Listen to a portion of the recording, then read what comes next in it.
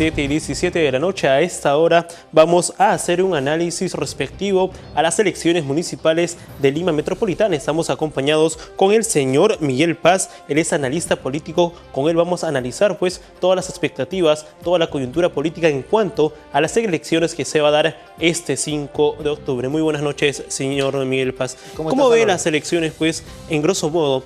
Hasta ahora, hasta hoy en día, sabemos que tenemos a Susana Villarán, quien en un inicio había dicho que no, de que no iba a ir hacia la candidatura de Lima, pero ahora se suma también a la lista de candidatos, 13 candidatos a la elección de Lima Metropolitana. Álvaro, ¿cómo están? Buenas noches a los televidentes. En realidad es un tema que creo yo que todos los peruanos, especialmente los limeños, debemos estar conscientes de este proceso electoral del 5 de octubre.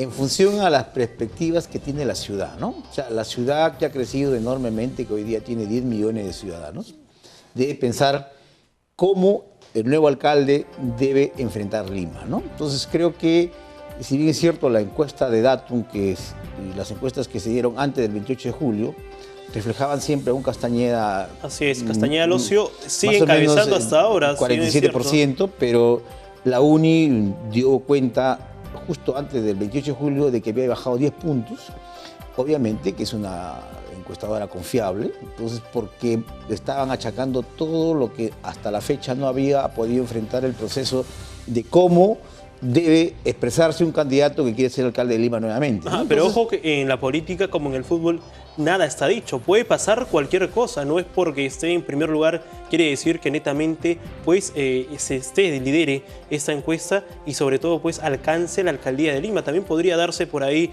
un outsider, como se llama, un político que viene de abajo. Tenemos a varios, dentro de ellos a Salvador Heresi, que también era alcalde y es todavía alcalde de San Miguel y ahora también se está yendo hacia la alcaldía de Lima. ¿Podría suceder eso? Creo que sí, yo creo que los limeños y las limeñas saben que hoy día enfrentar el tema de la seguridad ciudadana es un tema fundamental, las encuestas así lo refieren. Entonces, yo creo que Castañeda tiene, aparte de no expresarse, tiene un problema con el pasado. El pasado de Comunicore, el pasado de haber cobrado recursos que obviamente cobró como presidente del gobierno regional de Lima y como alcalde de Lima. Eso está en proceso de investigación. Y claro, es un tema que efectivamente hasta ahora tiene en proceso. Y entonces, yo creo que eso es una enorme deficiencia que va a tener la candidatura de Castañeda Locio. Encima de ello, candidatos cuestionables, por ejemplo, el alcalde de San Juan del Lurigancho, que está hoy día para verse en el Jurado Nacional de Elecciones si su candidatura, hecho una protesta acerca de su candidatura definitivamente va o no va. Entonces, las presiones políticas que pueda tener a favor de esta candidatura para tratar de conseguirla, definitivamente ya es un tema cuestionable para el señor Castañeda Locio. Además de eso, yo creo que tiene Castañeda también un pasado bastante complicado cuando llegó a ser presidente del Seguro Social, ¿no? Cuando despidió a muchos trabajadores de la Seguridad Social. Así es. Y obviamente que eso va pesando en la candidatura de Castañeda. Además, hacer recordar solamente que Castañeda hizo las obras tales, las cuales se dieron en su momento, porque al final el resultado, por ejemplo, el tema del metropolitano, que se llamaba anteriormente, cuando estaba Alberto Andrade, se llamaba otro proyecto que daba el trabajo del bus que tenía que ver tipo Colombia, ¿no? Entonces, yo creo que este trabajo que lo llevó a cabo Castañeda era porque los proyectos de Alberto Andrade ya se venían dando y en este caso el Banco Mundial apoyó esta iniciativa desde la época de Alberto Andrade. Es decir, no se puede decir que son previamente proyectos de Castañeda Locio. Entonces, yo creo que... En realidad es una sucesión, ¿cierto? Así es, ¿no? Yo creo que la continuidad me parece bien, pero yo creo que hay que decir las cosas con su nombre. O sea, son proyectos empoderados de gestiones pasadas. Entonces, creo que hoy día es necesario ver lo que va a pasar en este nuevo escenario de Lima frente a Castañeda, Heresi, Susana Villarán y los que vienen atrás, que están también buscando votos para poder empoderar una candidatura exitosa. Y creo que en ese marco, Lima va a decidir por una opción que en realidad represente el sentir de los ciudadanos de lo que va a hacer el alcalde de Lima, nuevas vías que debe tener Lima. O sea, ¿cuánto se resuelve con el problema del ordenamiento que tiene hoy día la alcaldesa de Lima? ¿Es suficiente eso? Creo que no. Creo que necesitamos vías que interconecten a la ciudad con los polos de desarrollo como son las zonas especiales que tiene este, oeste y sur, que son hoy día los ejes fundamentales donde las poblaciones se han podido apostar en estos nuevos 10 años, hoy día es un tema de habitabilidad. En esa medida, creo, Álvaro, creo que es importante, por ejemplo, la candidatura de Guillermo Arteta, de Heresi y de todos aquellos que van empoderando un resultado de eficiencia y que ponga orden. El orden es importante en una ciudad. Sin orden no podemos desarrollar ciudad, ¿no? Sin duda, señor Paz, el orden es lo que se quiere para esta ciudad. Pero también recordemos que el peruano lastimosamente sufre de amnesia. Recordemos el caso de Alan García, quien tuvo pues una candidatura en los años finales de los 80, donde él entró al gobierno y lastimosamente quebró, llamémoslo así, lo que fue en su entonces su gestión. En todo caso, pues, los peruanos sufren de amnesia y en ese caso, el caso contundente de Castañeda Locio, quien hasta ahora continúa siendo investigado por el Poder Judicial, ¿sería también que los peruanos voten por ellos? Por eso te digo, Álvaro, yo creo que tú estás tocando el tema que hoy día le corresponde al ciudadano limeño saber qué pasó en el pasado. Y ese pasado tiene que el periodismo empezar a saber que definitivamente Lima tiene que apostar por una solución a sus grandes problemas que no los ha enfrentado ni Castañeda Locio. Porque si tú ves lo que ha hecho Susana Villarán, menciona, por ejemplo, que se sobredimensionó el costo hoy día de lo que se llama Vía Parque Rima, ¿no es cierto? De tal forma que todos estos temas que son fundamentales para la ciudad tienen que tener un esclarecimiento fundamentalmente del candidato Castañeda. Recuérdate que Castañeda en estos 2 periodos que tuvo como alcalde, por ejemplo, para la zona este de Lima, no hizo absolutamente nada. Absolutamente nada. Y yo no creo que la gente que vive en la zona este de Lima pueda decir que va a votar por Castañeda Locio sabiendo que nunca hizo ni siquiera la apertura de la Javier Prado. Ahora, ¿no? Señor Paz, ¿qué hacemos con esas personas que dicen, ¿qué importa que robe? Normal, ya lo conocemos, pero que continúe a encontrar a otro nuevo candidato. ¿Qué hacemos con estas personas que tienen todavía esta mentalidad, este chip dentro de ellos? Bueno, yo creo que ya son pocos, Álvaro. Yo creo que son pocos. Los peruanos y las peruanas saben perfectamente de que hoy día no se trata de que yo hago obra, pero aunque robe. Yo creo que eso tiene que descartarse del diccionario de la cultura del joven, del universitario, de los profesores que están en la parte de la educación, empoderando a nuestros alumnos para decirle, oiga, señor, nunca más corrupción. Yo creo que hoy día las encuestas refieren que aparte de la seguridad ciudadana, la corrupción está en el más alto nivel que se tiene que combatir y esas señales se tiene que dar del gobierno. Por ejemplo, a mí me pareció pésimo la señal que dio el Contralor de la República, Curi, cuando, por ejemplo, destituye al auditor de control interno de la Caja Metropolitana de Lima, ¿no es cierto? ¿Cómo pues tú puedes destituir a un funcionario que más allá de que en la norma se contemple que existe o no la reserva del caso, cuando tú estás luchando contra la corrupción? Él estaba poniendo en tela de juicio lo que estaba pasando en la Caja de Ahorros de Lima. Entonces, obviamente, que eso es un pésimo mensaje cuando tú quieras luchar para la corrupción. Es por eso que todavía quedan estos mensajes, como tú has mencionado, y que estoy seguro tú y yo y los millones de ciudadanos quieren que eso sea desterrado de manera definitiva. Lo que se quiere en realidad es que las personas pues se concienticen y escuchen y vean sobre todo las propuestas que tienen cada candidato para de esta manera llevarlo al sillón municipal. Ahora, bien, la señora Susana Villarán también se va a lanzar nuevamente a la candidatura de Lima. ¿Qué piensa al respecto?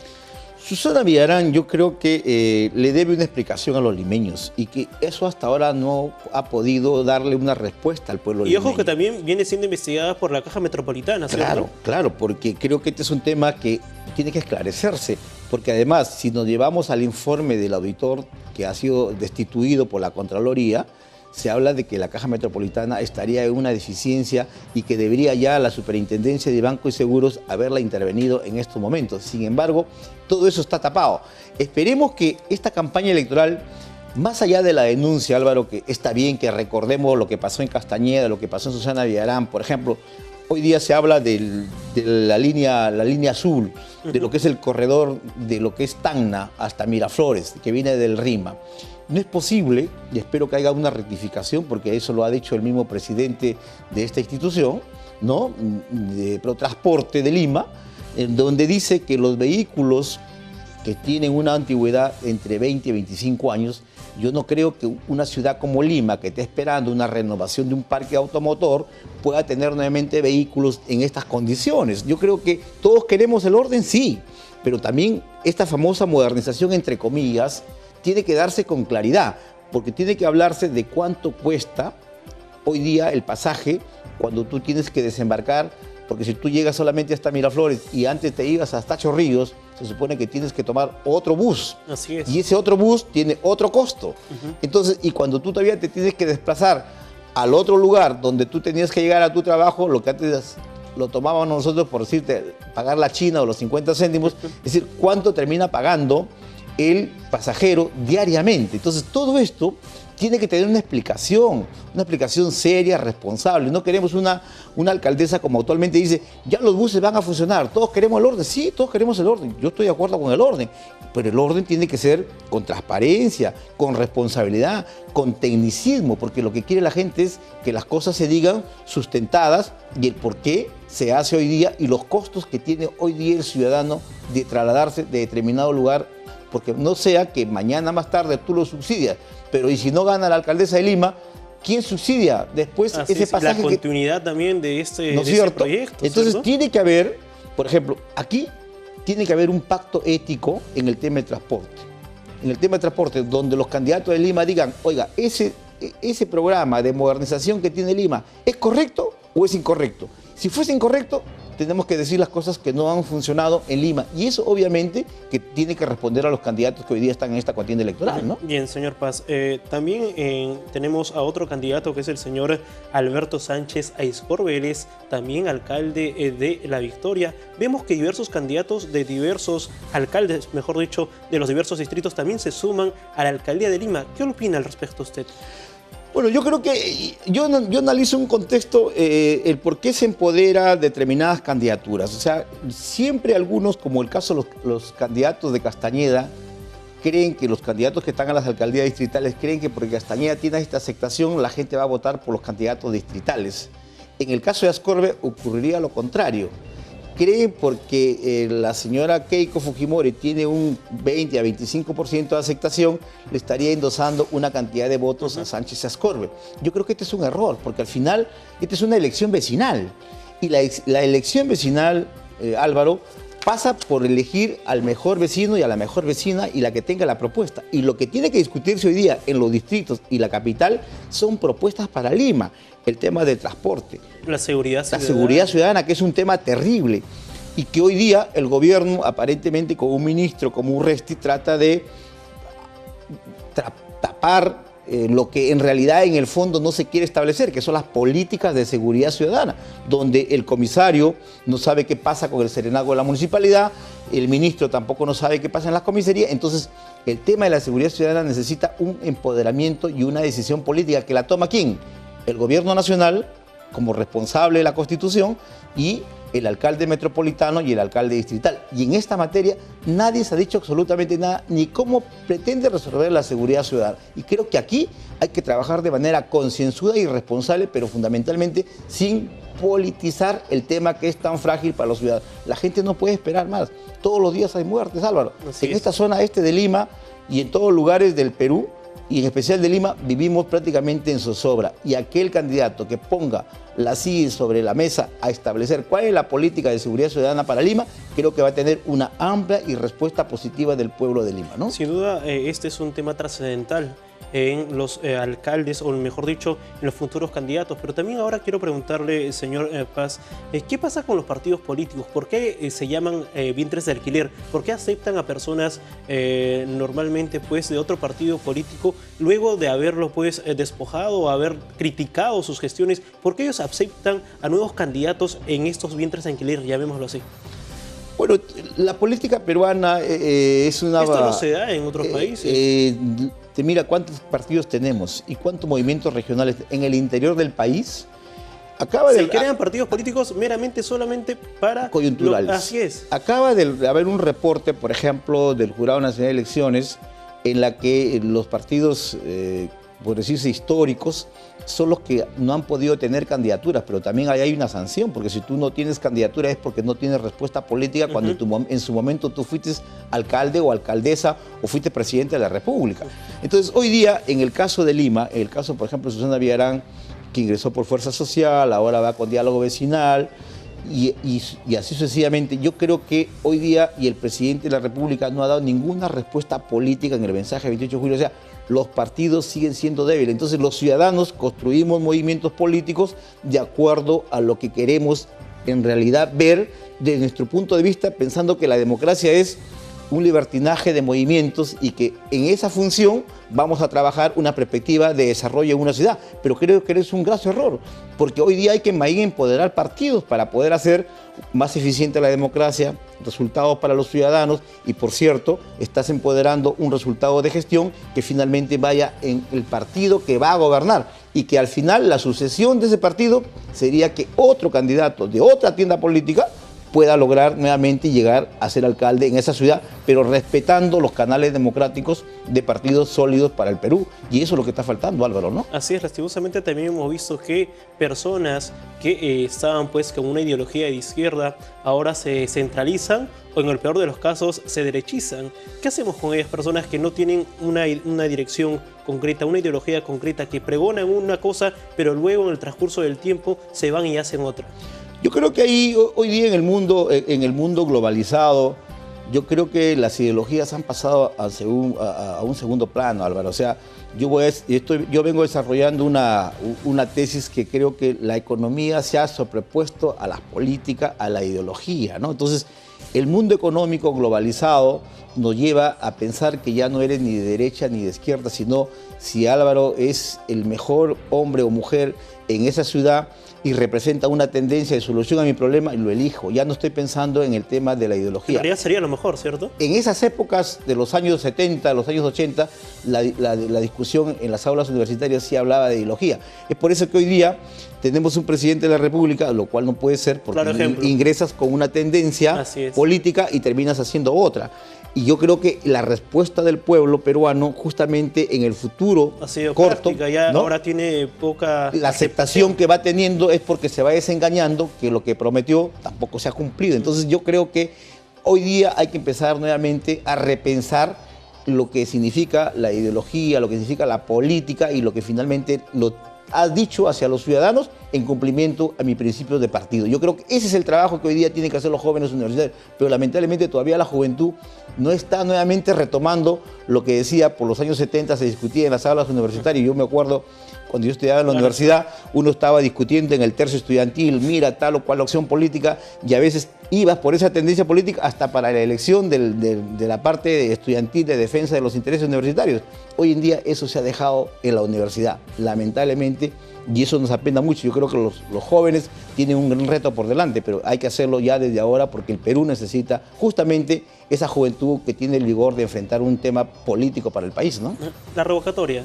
¿Qué piensa de la revocatoria, señor Paz? La revocatoria tiene, yo te voy a dar mi punto de vista, la revocatoria tiene un elemento positivo y un elemento negativo. Yo te voy a dar un punto de vista que todavía el Perú no está consciente de que la revocatoria debe servir para fortalecer un gobierno. La revocatoria mayormente aquí se hace pensando en que tengo que jalarle la alfombra a alguien porque yo no he ganado las elecciones. Y yo no comparto, por ejemplo, esa tesis. Yo creo que hoy día, lamentablemente, el tema corrupción, que hay que sancionarlos todos, nos lleva a involucrar a todos en el mismo saco. Y creo que ahí hay que definir un escenario. Yo creo que hay dos proyectos de ley en el Congreso que son importantes. Una, que no haya revocatoria, por lo menos que se deje terminar el mandato del alcalde o del presidente regional. Otro es que es al primer periodo, o sea, mejor dicho, si el mandato del alcalde es de 4 años, al intermedio de los 2 años debería haber una sola revocatoria. Yo participo de esa sola revocatoria, porque no pueden haber 2 revocatorias en el mandato de 4 años del alcalde. Pero además tiene que haber requisitos, porque si mañana no me gustan los lentes de Álvaro, saco firmas y al final la gente, porque al final, hoy día la revocatoria no tiene límite. Así es. Entonces, hoy día hay que ponerle un parámetro porque finalmente lo que interesa son los resultados de la gente, ¿no? Sobre todo en el primer año de gestión, ¿no? Que poco o nada se puede hacer. Normalmente sería en el tercero o a finales ya de esta gestión. Pero lo que yo te quería decir es por decir de esos candidatos de que se disfrazan de ovejas, de corderos y que al final sacan las garras como lobos, ¿no? Quienes prometen, prometen, prometen y al final llegan hacia ser alcaldes y luego se olvidan de todo, de las obras, de los proyectos, de lo que les juramentó, se olvidan de absolutamente todo. Justo te has tocado un tema que me parece fundamental. Así como tú hablabas, aunque robe pero que haga obras, igual están pensando los alcaldes que dicen, el primer año llego para aprender. O traigo funcionarios para aprender. Oiga, eso es un error gravísimo. No puedes tú llegar a aprender al gobierno municipal. Tienes que desde el primer día saber empoderar tu gestión para tener resultados exitosos, porque lo que la gente pide son resultados. Y ese resultado obviamente tiene que ser con gente que conozca de la gestión pública. Y en esa medida, yo creo que hoy día la cantidad de candidaturas que tiene Lima, creen que se van para sacarse la lotería, ¿no? Y eso es que lo que percibe el pueblo limeño y en cualquier distrito, y seguramente tú cuando entrevistas a un candidato lo percibes así. En realidad se ha vuelto un negocio, ¿no? Ellos agarran y ya, me meto en este partido, listo, saco un regidor, 2 regidores, bien, bacán. Tengo entonces más aportantes para ese partido político. En realidad ya los partidos políticos se están convirtiendo ya lastimosamente en negocios en nuestro país. Y ahí hay un tema que creo que hay que decirlo con claridad.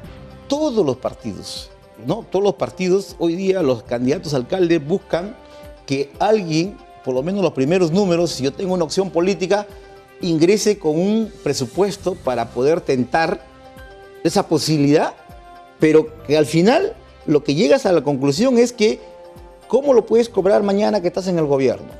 Lo vas a cobrar seguramente de alguna forma, de algunas formas que hoy día todo el mundo cuestiona lo que es el gran error que tiene el Perú, que es el tema de la corrupción.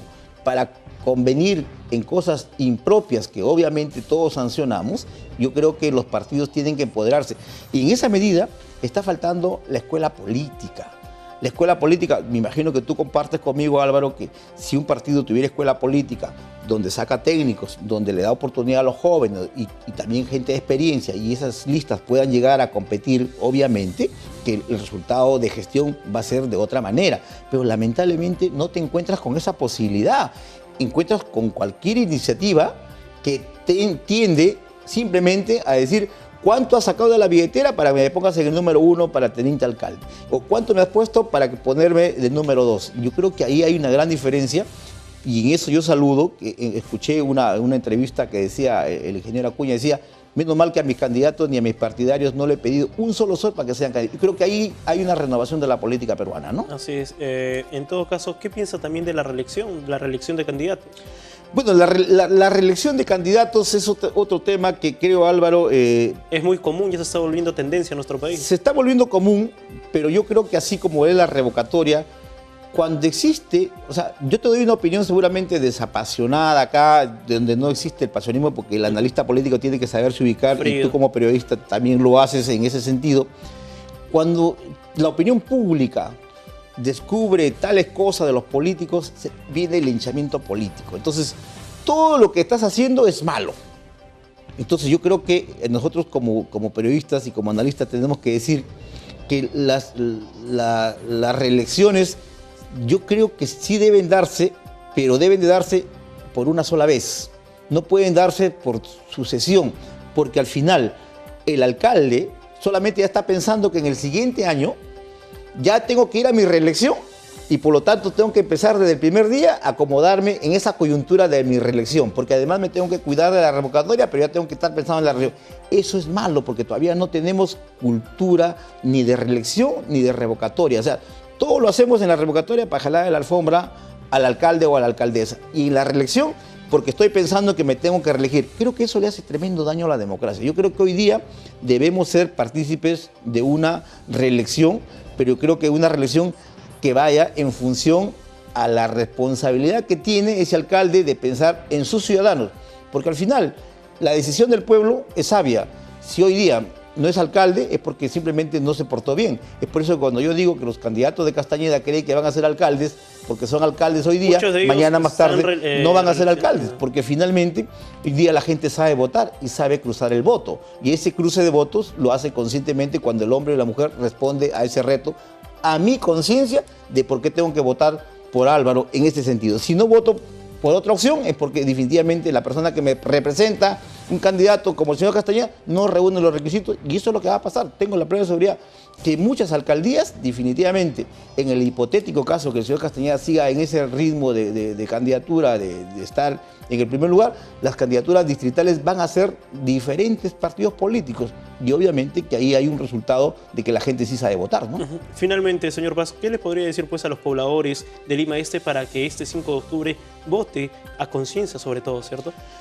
Bueno, Lima Este ha sido muy olvidada, Álvaro, muy olvidada, y esto es una pena porque ya ha habido y existen millones de soles para esta zona. O sea, por ejemplo, ATE tiene 170 millones anuales de dinero, 170 millones que se pueden hacer grandes cosas. Alguien dice, sí, estamos haciendo obra, pero ¿qué calidad de obra?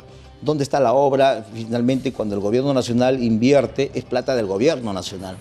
Pero yo creo que lo más importante que tenemos que es buscar alternativas, que se dé de repente en perspectiva de jóvenes o de hombres y mujeres que tengan experiencia política, que vayan en realidad a querer decirle al pueblo de la zona este de Lima que las reelecciones ya no son las mejores para poder justamente empoderar lo que ellos en su oportunidad no lo han hecho. Entonces, ¿yo cómo puedo pedir una reelección si sé que no he cumplido con mi obligación como alcalde frente a los vecinos? Entonces, yo creo, Álvaro, que estas elecciones van a ser elecciones donde la sabiduría del pueblo de Lima va a ser, yo creo, reflexiva, de un voto consciente y maduro, y creo que la juventud va a depositar el voto que mejor le corresponda, sea a ese hombre o mujer. Yo creo que en esa medida Cablevisión colabora mucho con esta apertura de esta ventana electoral, y estoy seguro que será una gran ventana la que va abriendo Cablevisión y tu programa a través tuyo, Álvaro, y estoy seguro que le demos esa oportunidad a la gente que en realidad quiera, por Chosica, por Chaclacayo, por Ate, por Santa Anita, por La Molina, de verdadero cambio. Yo creo que ese verdadero cambio tiene que darse con otra opción de gente que llegue a gobernar los gobiernos locales, ¿no? Okay. Muchas gracias, señor Miguel Paz. A ti, Álvaro, gracias. Bien, amigos, vamos a hacer una pausa, pero recuerde que usted tiene el voto este 5 de octubre en sus manos está, si es que quiere elegir a un candidato para la reelección o a otro para que continúe con las obras y proyectos en el distrito. Vamos a una breve pausa comercial y regresamos con más en Visión Noticias.